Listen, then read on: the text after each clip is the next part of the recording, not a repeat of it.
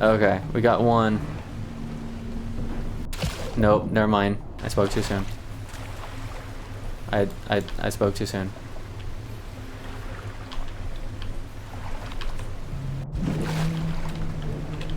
Okay. This is obnoxious. Please, please, let us have some small, easier method of getting shit from the water to the boat.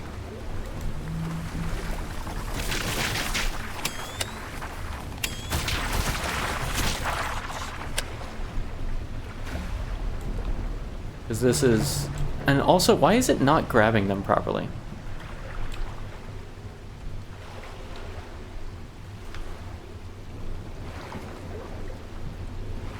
This is ridiculous. Like, the only way I know to actually get these out is to do this on the back end. We do have an ad coming up. Whenever we have ads, we pause the stream so you don't miss any gameplay. Although, realistically, all you'd be missing is me cursing out the shark and maybe a little bit of the game for its weird not wanting to behave-ness.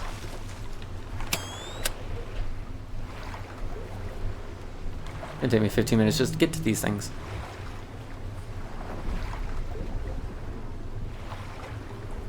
What are we at? We're 5 minutes down with one pot out of the water.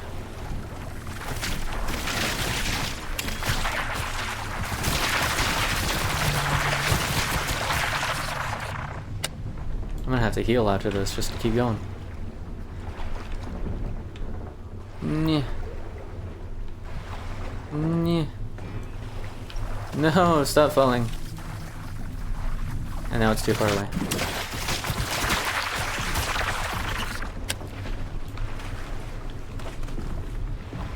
Can I throw that? I can. Okay. That's at least something. I'm gonna try dismantling this dude, see what happens. And honestly, if it kicks me out and I have to restart the timers, I'm not gonna be too upset.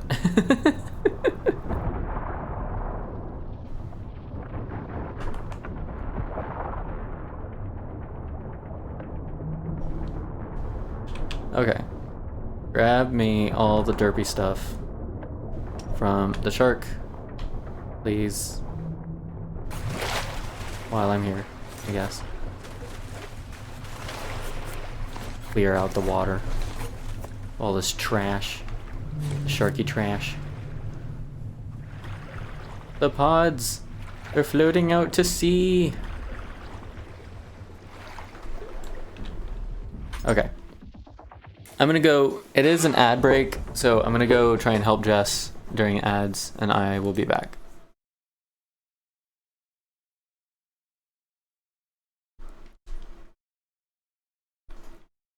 Welcome back from ads. Turns out Jess is hopeless in regards to getting her boat to behave the way she wants it to, in the same vein that I am hopeless in actually finding a dock to attempt to dock on. That's okay.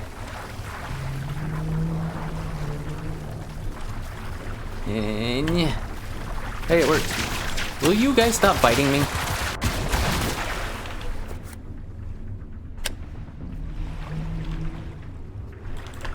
No. Human seed, come back. Fine, I'll take it. My gosh. I'm already done with you things. What do I need? I need health. Oh, okay. Next time we pull seeds from underwater. Definitely needs to not be at night. And I'm gonna argue that we already have the boat in position, rear end toward the seed vault. because this is ridiculous. That's my argument, and I'm sticking with it. Okay, I do have all 4 of them on the boat, yes. They're so light and fluffy. 1, 2, 3, 4. Cool. To Lazarus, let's go.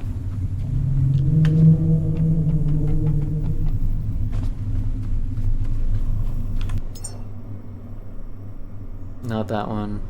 Not that one. That one.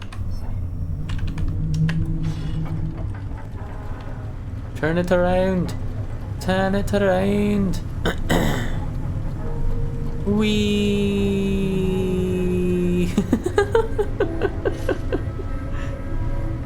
Okay, that's kind of fun.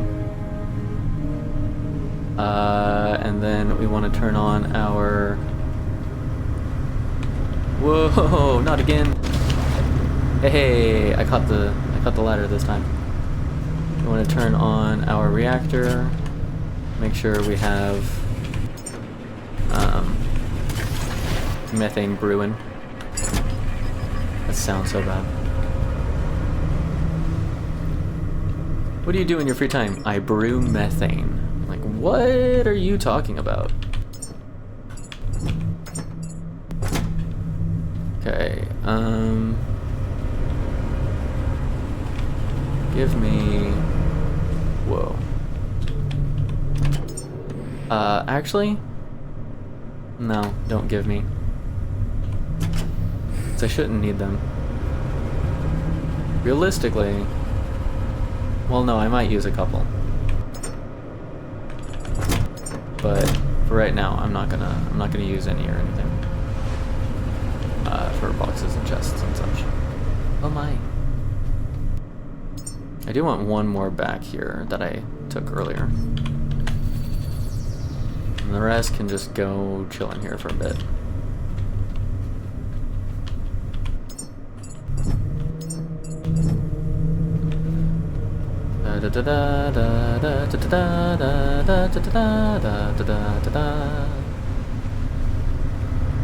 Going all the way around the ship. Okay, if we were to be methodical about getting the seed vault things, in theory it would be best to grab all the ones in between Lazarus and the rocket, because we would just like go to exit station, grab a seed reserve, come back to Lazarus, and then kind of loop that from like 1, 2, 3, 4, 5, like these 5 vaults or reserves, sorry, whatever, and then like maybe this one and that one, because anything after that you're gonna make the trip from Lazarus to Exodus and then to something somewhere. Like by the time we're coming back over here, we're gonna be definitely needing the black vein station, the oil, the lifeline of oil. Maybe, I don't know for sure. Can I safely get onto my deck without falling in the water? Is that an option? I've never known that to be an option.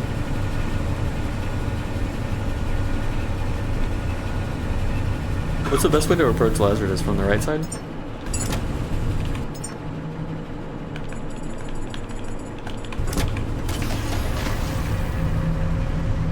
I think that's probably right. Best way to approach is probably from the right side. Loop around to the left and then dock that way.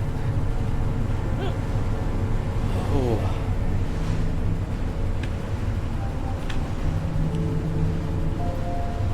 So, what does everyone want to talk about on this little voyage we got?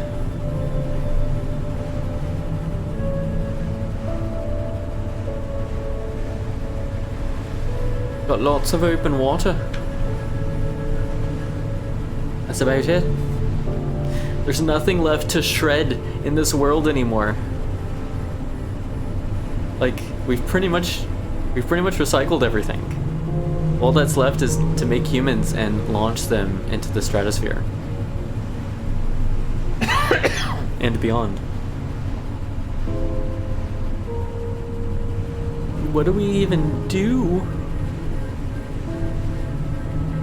I do think, actually, like, the next time I play this through, I think it will be more fun to kind of visit places as I'm getting the seed reserves nearby. So like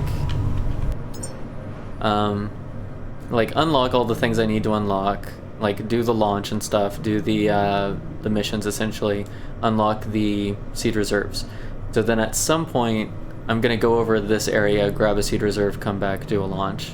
I'm gonna go over to this area, like do a couple of the nodes, grab a seed reserve, come back, do a launch. Like, I think that loop was probably the intent, to be honest. Then people like me kind of go, but I want to recycle everything, and throw a little bit of a wrench into that game loop, but it's fine. Now it's just a lot of sailing, which is also kind of okay. I don't really mind the sailing so much. Now it's Maine.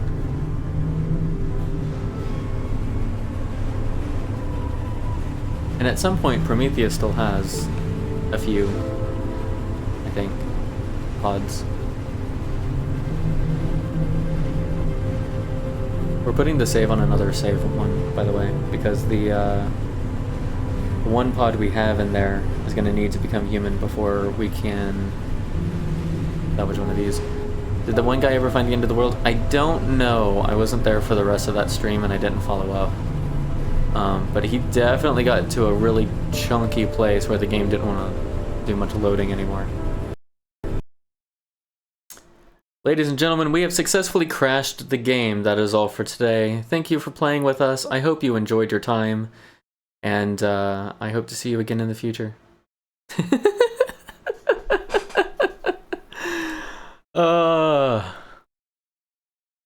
We didn't even do anything that time. We were just sailing. Crash report. What happened? We were sailing on the water. I don't know what to tell you. But we have been live for, how long have we been live for? 10 hours today, so I am gonna call that. I'm not gonna try and salvage that right now. I'm not concerned about it. We talked about the end of the world and it crashed. Yes. Yes. But anyway, seriously though, thank you for being here. Thank you for watching. I have thoroughly enjoyed it with all of you lovely people. And